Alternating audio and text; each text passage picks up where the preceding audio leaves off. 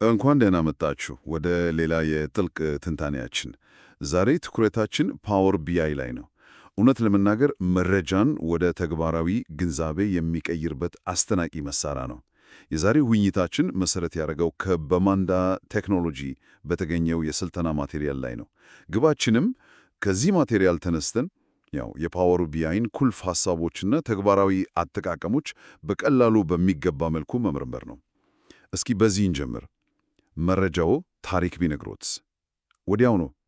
የፓወር ቢአይ ትልቁ ኃይል አንዱ ይሄ ይመስለኛል፣ መረጃን ሕይወት መስጠት ነገር። በጣም ትክክል።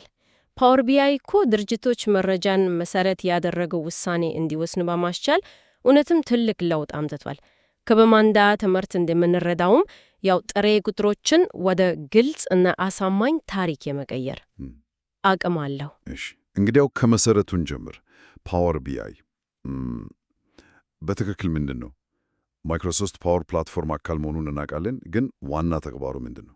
ፓወር ቢአይ ማለት መረጃን ከተለያየ ምንጮች አገናኝቶ አጽድቶ አስተካክሎ ከዛም በምስላዊ ሪፖርቶችና ዳሽቦርዶች አማካኝነት ትርጉም ባለመልኩ እንድናየውና እንድናጋረው የሚያስችል የቢዝነስ ትንተና አገልግሎት ነው።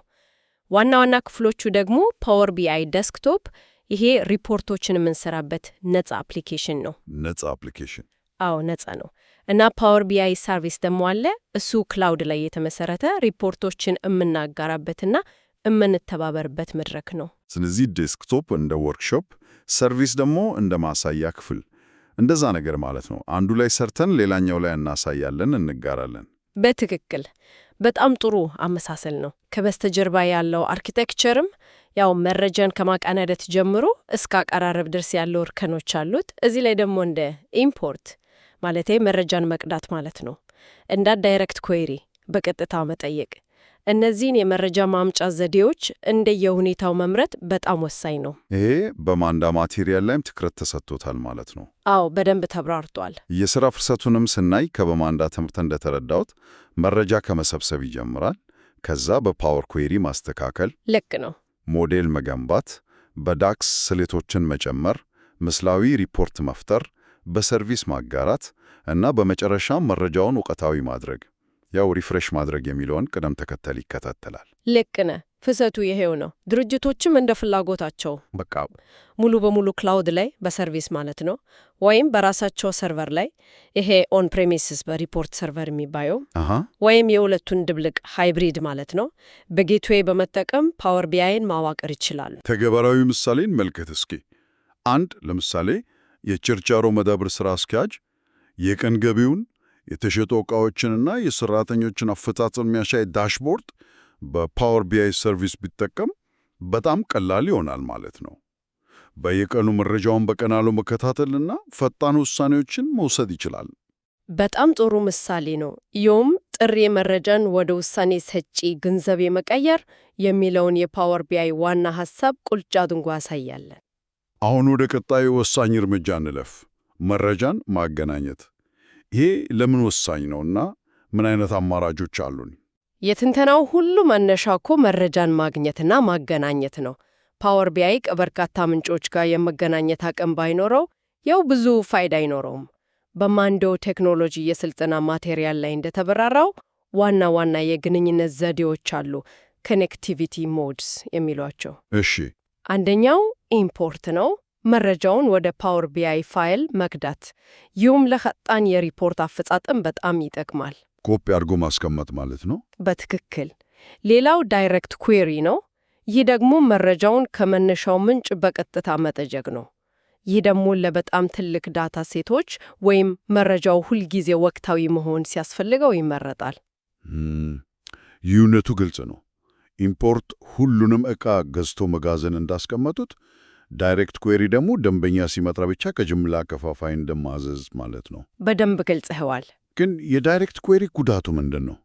ዝም ብሎ በቀጥታ መጠየቅ ከሆነ ዋነኛ ጉዳቱ የሪፖርት አፈጻጸም ላይ ነው። እያንዳንዱ መስተጋበር ለምሳሌ ማጣሪያ ስትቀይር ጥያቄ ወደ መረጃ ምንጩ ስለሚልክ ሪፖርቱ ከኢምፖርት ጋር ሲነጻጸር ቀርፋፋ ሊሆን ይችላል። አሃ፣ ያው መጠበቅ ሊያስፈልግ ይችላል። ልክ ነው።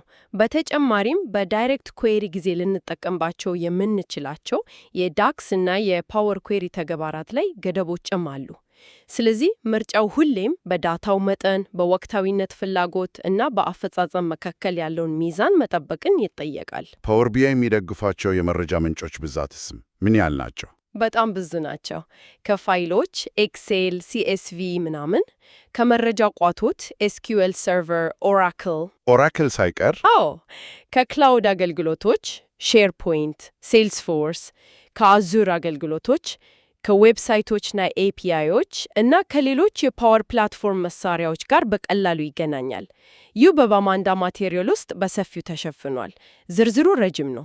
ስለዚህ አንድ ድርጅት የሽያጭ መረጃውን ከዳታቤዝ፣ የግብይት መረጃውን ከፌስቡክ ወይም ጉግል አናሊቲክስ፣ የደንበኛ እርካታ ዳሰሳ ውጤቱን ከሰርቬይ ሞንኪ፣ ሁሉንም በአንድ ፓወር ቢአይ ሪፖርት ላይ አቀናጅተው ማየት ይችላል ማለት ነው። ዋው! በትክክል እዚህ ላይ ዳታ ፍሎውዝ የሚባሉትንም ማንሳት ጥሩ ነው። ዳታ ፍሎውዝ ምንድን ናቸው እነሱ ደግሞ? ዳታ ፍሎውዝ በፓወር ቢአይ ሰርቪስ ውስጥ የሚሰሩ በድጋሚ ጥቅም ላይ ሊውሉ የሚችሉ የዳታ ዝግጅት ውጤቶች ናቸው። ለምሳሌ አንድ ጊዜ የጸዳ እና የተስተካከለ የደንበኛ መረጃ ዳታ ፍሎ ከሰራን ሌሎች የቡድኑ አባላት የተለያዩ ሪፖርቶችን ሲሰሩ ያንኑኑ ዳታ ፍሎ እንደ ምንጭ መጠቀም ይችላሉ። ኦኬ፣ ይሄ ማለት ስራን መደጋገም ይቀንሳል ማለት ነው። በትክክል ውጥነትንም የስራ ቅልጥፍናንም ያሻሽላል። ጥሩ ነጥብ ነው። ለመረጃ ግንኙነት ምርጥ ተሞክሮች ብንል ምንድን ናቸው? በማንዳ እንደተጠቀሰው ዋናው ትክክለኛውን የግንኙነት መዘዴ መምረጥ ነው። ያ ወሳኝ ነው። እንዲሁም የዳታ ሞዴሉን በተቻለ መጠን ማሳነስ፣ ማለቴ ለሪፖርቱ አስፈላጊ የሆኑትን አምዶችና ረድፎች ብቻ መጫን የአፈጻጸም ችግሮችን ለመቀነስ በእጅጉ ይረዳል። አላስፈላጊ ዳታ ለመጫን ማለት ነው። እሺ፣ መረጃውን ካገናኘን በኋላ ቀጥታ ወደ ፓወር ኩዌሪ እንገባለን። መረጃን የምናጸዳበትና የምናስተካከልበት ቦታ። ቆሻሻ ዳታ ገብቶ ቆሻሻ ውጤት ይወጣል እንደሚባለው ይሄ ደረጃ በጣም ወሳኝ ነው። በእርግጥ ፓወር ኩዌሪ የፓወር ቢአይ የኢቲኤል ኤክስትራክት፣ ትራንስፎርም፣ ሎድ ሞተር ነው። በይነገጹ ደግሞ በጣም ተጠቃሚ ወዳጅ ነው። በማንዳ ትምህርት ላይ እንደተገለጸው ብዙ የማስተካከያ ተግባራትን በቀላሉ ማከናወን ያስችላል። ለምሳሌ ረድፎችን ማጣራት፣ ፊልተር ሮስ፣ አምዶችን ማስወገድ፣ ሪሙቭ ኮለምስ፣ የዳታ አይነቶችን መቀየር፣ ቼንጅ ታይፕ፣ አምዶችን መክፈል ወይም ማዋሃድ፣ ስፕሊት መርጅ ኮለምስ፣ እንዲሁም ግሩፕ ባይ መረጃን ማጠቃለል ነው። መርጅ ኩዌሪስ ይሄ ቴብሎችን በጋራ አምድ ማገናኘት ነው። አፔንድ ኩዌሪስ ደግሞ ተመሳሳይ ቴብሎችን መደርደር። ብዙ ነገሮች አሉ። ስለ መርጅና አፔንድ ልዩነት ትንሽ ብታብራሪልን፣ ብዙ ጊዜ አምታታሉ። እሺ፣ መርጅ ሁለት ቴብሎችን ጎን ለጎን ያገናኛል። ልክ እንደ ጃኬትና ዚፕ። በጋራ መለያ ተጠቀሙ ከአንዱ ቴብል መረጃ ወደ ሌላኛው ይጨምራል። ለምሳሌ የሰራተኛ ቴብልን ከደሞዝ ቴብል ጋር ማገናኘት። በትክክል በሰራተኛ መለያ ቁጥር ማዋሃድ ይቻላል። አፔንድ ደግሞ ተመሳሳይ አምዶች ያላቸውን ቴብሎች አንዱን ከሌላው ስር ይደረድራል። ልክ እንደ መጽሐፍ ገጾች። ለምሳሌ የወራዊ የሻጭ ቴብሎችን ወደ አንድ ዓመታዊ የሻጭ ቴብል ማጠቃለል። በጣም ግልጽ ነው። አሁን ገባኝ። የፓወር ኩዌሪ በይነገጽ ላይ በቀኝ በኩል የሚታየው የተተገበሩ እርምጃዎች ክፍል አለ። አፕላይድ ስቴፕስ የሚለው እሱ በጣም ይገርመኛል። ልክ እንደ የምግብ አዘጋጀጀት መመሪያ የእያንዳንዱን የማስተካከያ እርምጃ ይመዘግባል። አዎ፣ ያ በጣም ኃይለኛ ባህሩ ነው። የትኛውንም እርምጃ መለስ ብሎ ማየት፣ ማስተካከል ወይም ማሰረዝ ያስችላል። ስህተት ብንሰራም በቀላሉ መመለስ እንችላለን። ከበስተጀርባ ደግሞ እነዚህ እርምጃዎች የሚጻፉት በኤም ላንጉዌጅ ነው። ውስብስብ ማስተካከሎች ሲያስፈልጉ በቀጥታ ኤም ኮዱን ማስተካከልም ይቻላል። ዋው! ኤም ላንጉዌጅ እሱን ለላጎ ተጠቃሚዎች ነው ማለት ነው? አዎ፣ በአብዛኛው ግን መሰረታዊ ነገሮችን መረዳቱ ይጠቅማል። ለፓወር ኩዌሪ ምርጥ ተሞክሮችን ብንጠቅስ በማንዳ እንደተመከረው አላስፈላጊ አምዶችና ረድፎችን በተሻለ ፍጥነት ማስወገድ፣ ይህ የአፈጻጸም ቁልፍ ነው አለሽ። አዎ፣ በጣም አስፈላጊ ነው። ለእያንዳንዱ እርምጃ ደግሞ ገላጭ ስም መስጠትም ለወደፊት ጥገና በጣም ይጠቅማል። ያው ምን እንደሰራን ለማስታወስ። እውነት ነው። ከ6 ወር በኋላ ስንመለከተው ግራ እንዳንገባ ነው። ልክ ነህ። በቃ የተዘበራረቀ መረጃን ወደ ትንተና ዝግጁ ንጹህ ዳታ መቀየር፣ ይሄ የፓወር ኪዩሪ ዋና ስራው ነው። እሺ፣ ንጹህ ዳታ አገኘን። አሁን ወደ ዳታ ሞዴሊንግ እንሸጋገር። ይሄ የሪፖርቱ የጀርባ አጥንት እንደሆነ በማንዳ ትምህርት ላይ ትኩረት ሰጥቶታል። ለምንድን ነው ይሄኛው አስፈላጊ? ጥሩ ሞዴል ከሌለ ሪፖርቶቻችን ቀርፋፋ፣ ለመጠቀም አስቸጋሪ፣ እንዲያውም አንዳንዴ የተሳሳተ ውጤት ሊሰጡ ይችላሉ። ዳታ ሞዴሊንግ ማለት የተለያዩ የዳታ ቴብሎችን እንዴት እንደምናደራጅና በመካከላቸው ግንኙነት እንደምንፈጥር የሚወስን ሂደት ነው። ዋናዎቹ ክፍሎች የፋክት ቴብሎችና የዳይሜንሽን ቴብሎች ናቸው። ፋክትና ዳይሜንሽን? አዎ፣ ፋክት ቴብሎች የምንለካቸውን ቁጥራዊ መረጃዎች፣ ለምሳሌ የሽያጭ መጠን፣ የትርፍ መጠን፣ እነዚህን ይዛሉ። ዳይሜንሽን ቴብሎች ደግሞ እነዚህን መረጃዎች የምንተነተንባቸውን ገላጭ ባህሪያት፣ ያው እንደ ምርቶች፣ ደንበኞች፣ ጊዜ፣ ቦታ ያሉትን ይዛሉ። በማንዳ የቀረበውን አመሳሳል ልጠቀም። ዳታ ሞዴሊንግ ልክ እንደ ሱፐርማርኬት ማደራጀት ነው። ፋክት ቴብሉ እንደ ገንዘብ ተቀባይ ደረሰኞች አንድ ሻሽ ማለት ነው። ዳይሜንሽን ቴብሎቹ ደግሞ እንደ የምርት መደርደሪያ፣ የደንበኛ ካርድ ወይም የቀን መቁጠሪያ ናቸው። ሁሉንም ነገር በትክክለኛው ቦታ ማስቀመጥ ፍለጋን ያቀላል። በጣም ጥሩ አመሳሳል።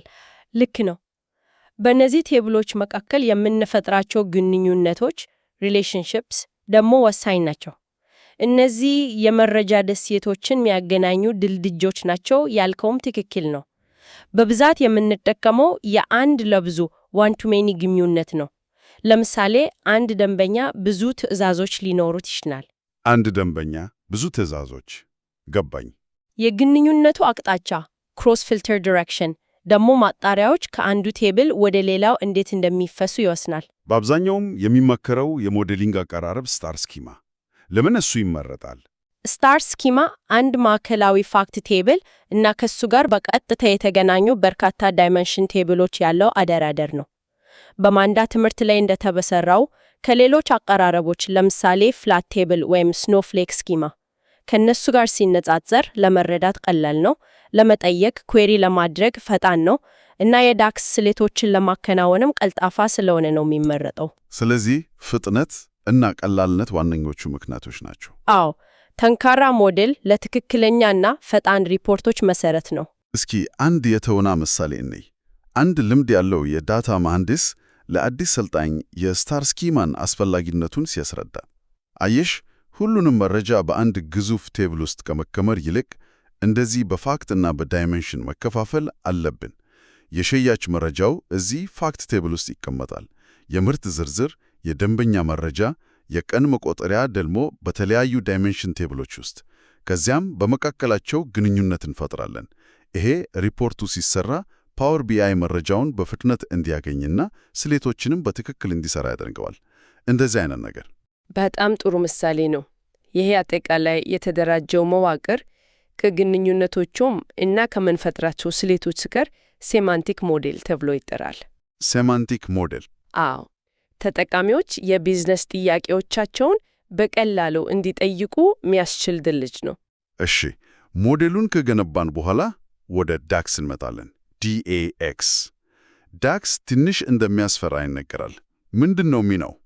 ዳክስ ዳታ አናሊሲስ ኤክስፕሬሽንስ የፓወር ቢአይ የፎርሙላ ቋንቋ ነው። በሞዴላችን ላይ ተመስርተን ብዙ ስሌቶችን ካልኩሌሽንስ እንድንፈጥር ያስችለናል። በማንዳ እንደተጠቀሰው የምግብ አሰራር መጽሐፍ ያልከው ትክክል ነው። ካሉን ግብአቶች ዳታ አዲስ ግንዛቤዎችን፣ ስሌቶችን እንፈጥራለን። በዋናነት ሜዠርስ እና ካልኩሌትድ ኮለምስ ለመፍጠር ያገለግላል። በሜዠርስ እና በካልኩሌትድ ኮለምስ መካከል ያለው ልዩነት ምንድን ነው? መቼ የትኛውን እንጠቀማለን? ይሄ ሁሌ ያጠይቃል። እውነት ነው። ካልኩሌትድ ኮለምስ ልክ እንደ ማንኛውም የቴብል አምድ ናቸው። ለእያንዳንዱ ረድፍ ይሰሉ እና ውጤታቸው በቴብል ውስጥ ይቀመጣል። ዳታው ሪፍሬሽ ሲሆን አብረው ይሰላሉ፣ ቦታ ይዛሉ ማለት ነው በፋይል ውስጥ። በትክክል። ሜዠርስ ግን ተለዋዋጭ ናቸው። የሚሰሉት ሪፖርቱ ላይ ስንጠቀማቸው ብቻ ነው። ውጤታቸው እንደ አውዱ ኮንቴክስት ይለያያል። በአጠቃላይ ለማጠቃለያ ስሌቶች ድምር፣ አማካይ ምናምን ሜዠርስን መጠቀም ይመረጣል። ለአፈጻጸምም የተሻሉ ናቸው። ለምሳሌ ጠቅላላ ሽያጭን ለማሳየት ሜዠር መጠቀም። አዎ። ካልኩሌትድ ኮለምስ ደግሞ ለእያንዳንዱ ረድፍ ቋሚ ባህሪ ለመፍጠር ለምሳሌ ከዋጋና ቅናሽ ትርፍን ለእያንዳንዱ ሺያ ማስላት ወይም በስላይሰር ማጣሪያ ለመጠቀም ስንፈልግ እንጠቀማቸዋለን። አውድ ኮንቴክስት የሚለው የዳክስ ጽንሰ ሐሳብ ወሳኝ እንደሆነ በማንዳ ትምህርት ላይ ተጠቅሷል። ምን ማለት ነው እሱ? ዳክስ ውስጥ ሁለት አይነት አውዶች አሉ። የረድፍ አውድ ሮ ኮንቴክስት እና የማጣሪያ አውድ ፊልተር ኮንቴክስት። ረድፍና ማጣሪያ። አዎ። የረድፍ አውድ ማለት ስሌቱ የሚሰራበት የአሁኑ ረድፍ ማለት ነው፣ በተለይ በካልኩሌትድ ኮለምስ ውስጥ። የማጣሪያ አውድ ደግሞ በሪፖርቱ ላይ በተደረጉ ማጣሪያዎች፣ ስላይሰሮች ወይም በቪዥዋሎች ምክንያት ስሌቱ የሚመለከተውን የዳታ ክፍል ይወስናል። እሺ። ለምሳሌ በአንድ ሪፖርት ላይ አዲስ አበባ የሚለውን ክልል ከመረጥን የማጣሪያ አውዱ የአዲስ አበባን ዳታ ብቻ ያካትታል ማለት ነው። የሜዠር ውጤቱ የሚሰላው ለዚህ አውድ ብቻ ይሆናል። ካልኩሌት የተባለው የዳክስ ፈንክሽን ከማጣሪያ አውድ ጋር እንዴት ይገናኛል? በጣም ኃይለኛ ነው ይባላል። ካልኩሌት የዳክስ ንጉሥ ነው የሚባለው እኮ። ዋነኛ ኃይሉ ነባሩን የማጣሪያ አውድ እንድንቀይር ወይም አዲስ እንድንጨምር ስለሚያስችለን ነው። እንዴት? ለምሳሌ የአንድን ምርት ሽያጭ ከጠቅላላ ሽያጭ አንጻር ፐርሰንት ለማስላት ብንፈልግ ካልኩሌትን ተጠቅመን የዚያን ምርት ማጣሪያ እናስወግዳለን። ያኔ ጠቅላላ ሽያጩን እናገኛለን። ወይም ደግሞ የጊዜ ትንተና ታይም ኢንተሊጀንስ ፈንክሽኖች አሉ። ቶታል ዋይቲዲ ከዓመት መጀመሪያ እስከ ዛሬ፣ ሴም ፒሪየድ ላስት ይር ካለፈው ዓመት ተመሳሳይ ወቅት ጋር ንጽጽር። እነዚህን ስንጠቀም ከበስተጀርባ ካልኩሌት ነው የሚሰራው። አሃ። ስለዚህ ውስብስብ ስሌቶችን በጣም ያቀላል ማለት ነው። በጣም እነዚህ ፈንክሽኖች የተለመዱ የንግድ ስሌቶችን በጣም ያቀላላሉ። ዳክስ መጀመሪያ ላይ ትንሽ አስቸጋሪ ቢመስልም መሰረታዊ ጽንሰ ሐሳቦችን አንዴ ከተረዳን በኋላ ውስብስብ የንግድ ጥያቄዎችን ወደ መልስ ለመቀየር ትልቅ አቅም ይሰጠናል። በጣም ጥሩ። አሁን ወደ ምስላዊው ክፍል እንለፍ። ዳታ አገናኘን፣ አጸዳን፣ ሞዴል ሰራን፣ ስሌቶችን ጨመርን። እንዴት ነው ይሄንን ሁሉ ወደ መስተጋብራዊ ሪፖርቶችና ዳሽቦርዶችን የምንቀይረው?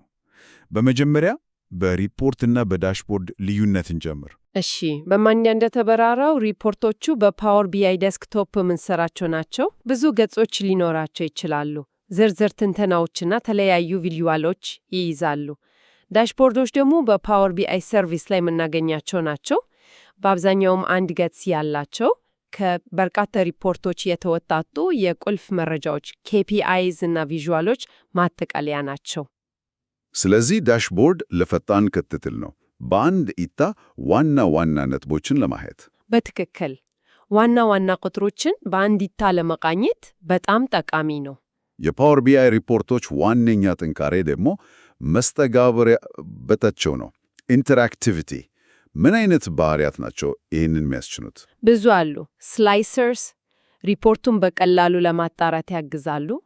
ፊልተርስ ደግሞ በተለያዩ ደረጃዎች በቪዥዋል፣ በገጽ፣ በሪፖርት ደረጃ ማጣሪያዎችን እንድንተገበር ያሻላሉ። ድሪል ዳውን እና ድሪል ትሩ የሚባሉት። አዎ፣ ድሪል ዳውን በአንድ ቪዥዋል ውስጥ ከተግላላ ወደ ዝርዝር፣ ለምሳሌ ከዓመት ወደ ወር፣ ከወር ወደ ቀን እንድንገባ ያሻላል። ድሪል ትሩ ደግሞ ከአንድ ቪዥዋል ነጥብ ተነስተን ወደ ሌላ ተዛማጅ ዝርዝር ሪፖርት ገጽ እንድንሻገር ያደርጋል። ኦሆ፣ ይህ በጣም አሪፍ ነው። ሌላው ቱል ቲፕስ አሉ። ያው ትንሽዬ ተጨማሪ መረጃ ያሳያሉ።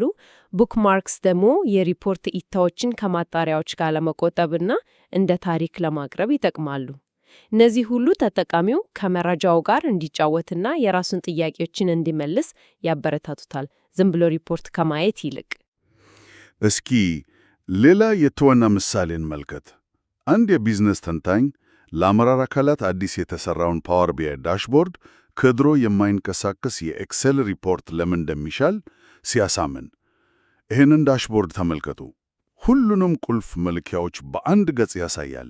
ዝም ብሎ ቁጥር ከማየት ይልቅ እዚህ ላይ ክሊክ ሳደርግ፣ ለምሳሌ በምርት አይነት ሳጣራ፣ ሁሉም ቪዥዋሎች በቅጽበት ይለወጣሉ። ለምን በዚህ ወር ሽያጭ ከነሰ ብለን መጠየቅ እንችላለን። ከዚያም ድሪል ስሯ አድርገን ዝርዝሩን ማየት እንችላለን። ይህ በኤክሴል ብዙ ሰዓት ይወስድ ነበር። ፓወር ቢአይ ውሳኔን ያፍጥናል። አይነት ንግግር። በጣም ጥሩ አቀራረብ ነው። ውሃ የሚቋጥር ንግግር ነው። ትክክለኛውን ቪዥዋል መምረጥም በጣም አስፈላጊ ነው። ምን አይነት ቪዥዋል ለምን አይነት ዳታ ነው የሚመከረው? ያው እንዲህ የዳታው ይለያል፣ ግን በአጠቃላይ ለማነጻጸር ባር ቻርት፣ ለጊዜ ሂደት ላይን ቻርት፣ ለጂኦግራፊያዊ መረጃ ካርታ፣ ቁልፍ ቁጥሮችን ለማጉላት ካርድ መጠቀም የተለመደ ነው። ዋናው ነገር ግን መልእክቱን ግልጽና በቀላሉ በሚገባ መንገድ ማስተላለፍ ነው። ገጽን በብዙ ቪዥዋሎች መጨናነቅ ወይም ግልጽ ያልሆኑ ማጣሪያዎችን መጠቀም ግንዛቤን ከመርዳት ይልቅ ያደናቅፋል። ቀላልነት ይመረጣል ማለት ነው። አዎ፣ በአብዛኛውም። በመጨረሻም ስለ ደህንነትና አስተዳደር እንጋገር። ሪፖርቶቻችንን ስናጋራ ትክክለኛ ሰዎች ብቻ ትክክለኛውን መረጃ እንዲያዩ እንዴት እናረጋግጣለን? ረድፍ ደረጃ ደህንነት ሮ ሌቨል ሴኩሪቲ RLS እዚህ ላይ ትልቅ ሚና አለው አይደል? በጣም ትልቅ ሚና አለው። RLS ማለት በአንድ ሪፖርት ውስጥ ተጠቃሚዎች እንደ ሚናቸው ወይም ማንነታቸው የተወሰኑ የመረጃ ረድፎችን ብቻ እንዲያዩ መገደብ ነው። በማንዳ ትምህርት እንደተበራራው ሁለት አይነት ነው ያለው። ስታቲክ ቋሚ ሕግ ያለው እና ዳይናሚክ እንደ ተጠቃሚው ማንነት ለምሳሌ እንደ ኢሜይሉ የሚወሰን። ተግባራዊ ምሳሌ ብንወስድ አንድ ዓለም አቀፍ ድርጅት የሽያጭ ሪፖርት አለው። ዳይናሚክ RLSን በመጠቀም የኢትዮጵያ ቅርንጫፍ ሥራ አስኪያጅ ሲገባ የኢትዮጵያን ሽያጭ ብቻ ያያል። የኬንያ ሥራ አስኪያጅ ደግሞ የኬንያን ብቻ እንዲያይ ማድረግ ይቻላል። ሁሉም የሚጠቀሙት አንድ ሪፖርት ነው፣ የሚያዩት ዳታ ግን ይለያያል። ልክ ነህ። ይሄ በዳክስ ፎርሙላዎች ነው የሚተገበረው። ከዚህ ባለፈ ደግሞ የመረጃ አስተዳደር ዳታ ገቨርነንስ ጽንሰ ሐሳብ አለ። ዳታ ገቨርነንስ? አዎ፣ ይህም የድርጅትን የመረጃ ሀብት በአጠቃላይ ለመቆጣጠር የሚያስችሉ ፖሊሲዎች፣ ሂደቶችና ቁጥጥሮችን ያካትታል። ፓወር ቢአይ ይህንን እንደ የስሜታዊነት መለያዎች ሴንሲቲቪቲ ሌቨልስ፣ የተጋሩ ዳታ ሴቶች፣ የወርክ ስፔስ አስተዳደር እና የኦዲት ምዝገባዎች ባሉ ባህሪያት ይደግፋል። አንድ የአይቲ አስተዳዳሪን እናስብ። አንድ ተጠቃሚ ሚስጥራዊ የደሞዝ ሪፖርት አጋርተዋል እንበል።